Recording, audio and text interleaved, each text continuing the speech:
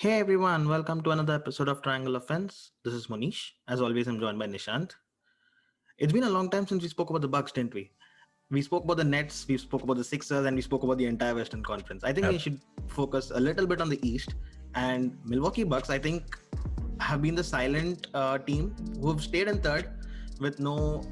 They're far away from the second spot, they're far away from the fourth spot, so they're kind of stuck on an island, and Yeah. the last 2 years, they've had runaway years leading the Eastern Conference and winning the regular season pretty comfortably. Also, last season, I think they were on course to almost on 70 game streak, but Right. before the pandemic hit, and then their season got turned around. Yeah. Do you think the Bucks this year, with those 2 years of playoff experience, are better?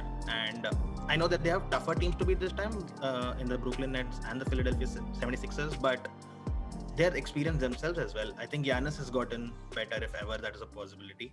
Drew Holiday, big upgrade over Bledsoe. We mentioned it multiple times on Yeah. this podcast. Chris Middleton, always good, still good. DiVincenzo is a better player than he was last season, and you can see with the number of points. He's averaging around 12, 14 points, where last season it was in single digits. And Brook Lopez, well, you could say that he's the only downgrade from last season. So do you think they're a better team, and should they be taken a little more seriously than they currently are? Uh, no. There are enough reasons to say yes, but it's still going to be a no because just in absolute volume, they lead the league in a bunch of categories, right? Especially on offense. Field goals made, points, average points scored, blah, blah, blah. But who cares? We've seen Mm-hmm. this. And I've said this tons of times this year. We've seen this movie. We know how this ends. Prove us wrong, and then we'll see. Um, it's the fifth best offense in the league, ninth best defense in the league, blah, blah, blah, blah, blah, blah, whatever. Nobody cares. Mm-hmm. Because we've seen this team dominate in the regular season. We've seen this team be a little less than perfect, but still pretty incredible in the regular season. We've seen all of that. And then we've also seen them go crash and burn in the playoffs. It's one round or the other. It's always one thing or the other. But this team crashes and burns. Big reason why and a big reason why they lead the league in field goals made, and yet they're not even in the top 10 in 3 point shot, is Mm-hmm. because the highest usage rate goes to a player that still can't shoot. That hasn't changed. How much ever he has Mm-hmm. improved, that hasn't changed. So they get a bunch of buckets in the paint. He's unstoppable. So they lead the league in field goals, but they're not in the top 10 in 3 points because nobody shoots it. When like a big chunk of your shots are coming in from Giannis and he barely ever shoots threes, this is how it reflects. And that's a problem because Philadelphia have gone and added a bunch of shooters in the offseason Right. to a big man that's also pretty nifty from three and Mm-hmm. just as strong in the paint, if not stronger. Mm-hmm. Sure, Ben Simmons is a liability, but that's all right. They've got enough shooters there. So that's them. Brooklyn Nets, if it will light you up from inside, outside, everywhere Mm-hmm. offensively. So they've got their work cut out. Um, Even if they were leading the East, I don't think anyone would have cared Mm-hmm. for very different reasons than the Utah Jazz. In the case of the Jazz, it's a not very glamorous team. There's not that quintessential superstar, so you don't have that to root for. Versus in the case of the Bucks, we've seen them come in, we've seen them dominate the regular season, and then we've seen them just stink it up in the playoffs. So they're rated just the way they should be. Nobody cares what they've done so far. It's like Paul George. It's just like Paul George's situation. Nobody cares how well he plays in the regular season. He could Mm-hmm. win MVP, and he's still not going to get that level of respect until he does something in the playoffs. Same with And Middleton. Same with the Bucks. right, and that's my point. I mean, last season they were just focused on finishing on top of the Eastern Conference, Yeah. and they were doing that, not really experimenting much. But this season, you can see the difference. I mean, Giannis has not played a bunch of games, which means it gives give the other players enough chances to prove themselves. And I think they've done pretty okay. They've not won enough games, but I think they've been mixing and matching their combinations. They've got new Hmm. players. They've gotten the experience of PJ Tucker. I know we make a lot of fun of him, but I think he's valuable to this team. Sure. Drew Holiday, I think if you watch the game against Atlanta Hawks, he shut down Trey Young entirely. He got like what, 1 out of 9 shots. And I think Drew Holiday is going to be key when, say, not so much against the Sixers, but I think when they play Brooklyn Nets, he can be a Yeah. Harden or a Kyrie. I won't say stopper, but he can make them inefficient. So he has that capability. And that's a big part of the Brooklyn Nets offense as well. And you don't even know how many of them are going to be fit as well. Now, the point is that Bucks are not the top, and I think that is kind of a blessing in disguise for them because it shows that they've been trying and experimenting with different things. They played Giannis at the 5 sometimes when Lopez is off, which Yeah. means PJ Tucker plays at the 4. Usually the points were going off when Giannis was on the bench, but Right. now the replacement is PJ Tucker, and last year it was Marvin Williams. So that's quite an upgrade, I would say. Sure. They've gotten the experience of Jeff Teague, who has his previous history with Budenholzer. He comes Mm. in. Uh, Bobby Portis has been a efficient scorer whenever Giannis is not playing. So I think the team is much better than last year. They have the playoff experience. Giannis has been shooting free throws. The game against Phoenix Suns, he's got 10 free throws and Yeah. he shot 9 out Mm-hmm. of 10, which is Mm-hmm. quite an improvement. He had two weaknesses in his game. He didn't have a jumper, didn't have good free throw shooting. I think his free throw shooting has definitely gone up. Yeah. Definitely not up to 85-90%, but it's definitely gone up from the previous two seasons. So I think they're a better team than last year. I think they might well not be able to beat the Bucks or the Sixers, but I think they'll definitely give them a run.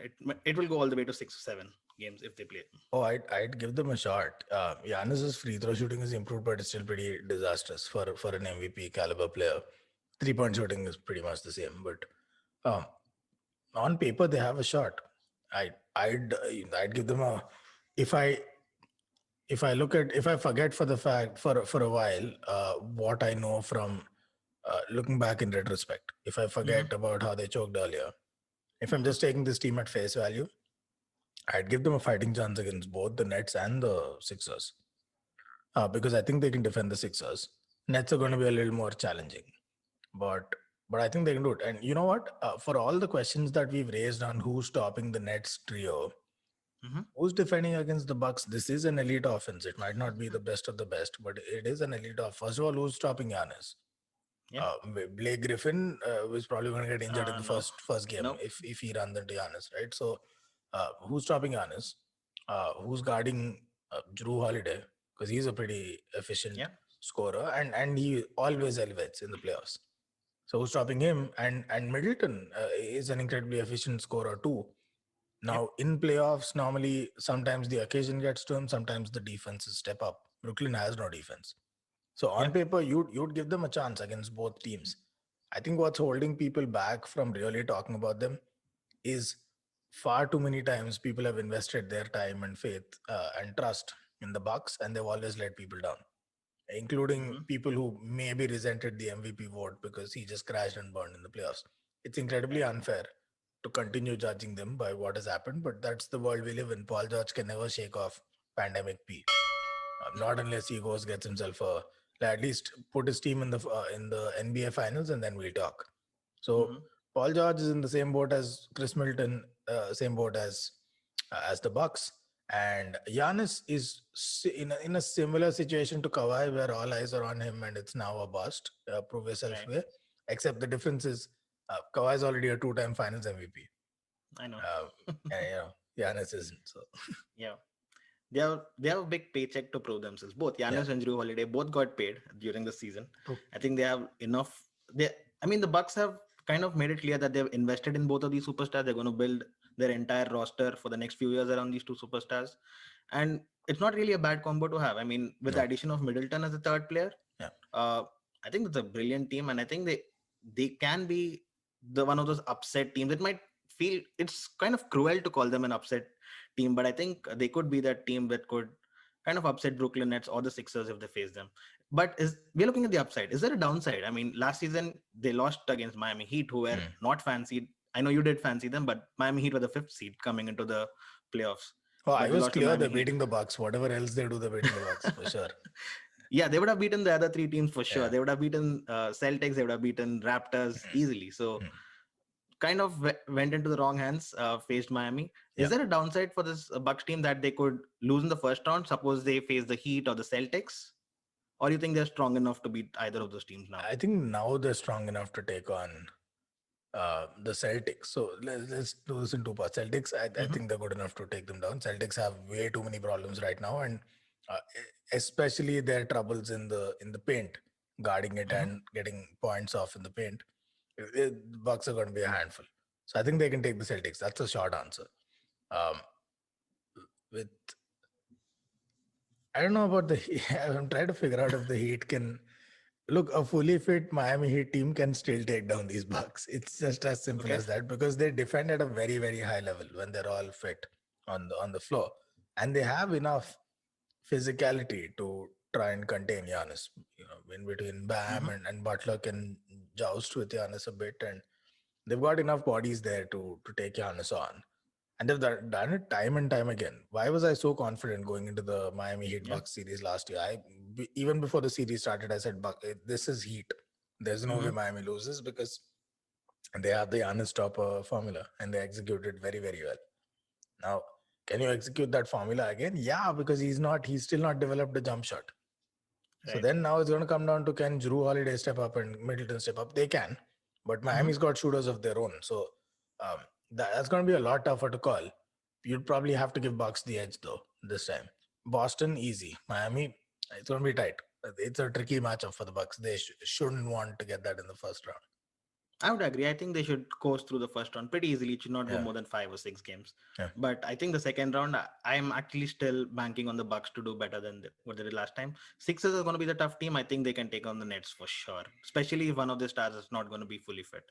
Yeah. But that's all I had for you today. It was fun talking about Bucks after a long, long time. I think they deserve their fame. They're not doing too well. 5-5 in the last 10, including 5 home losses in a row.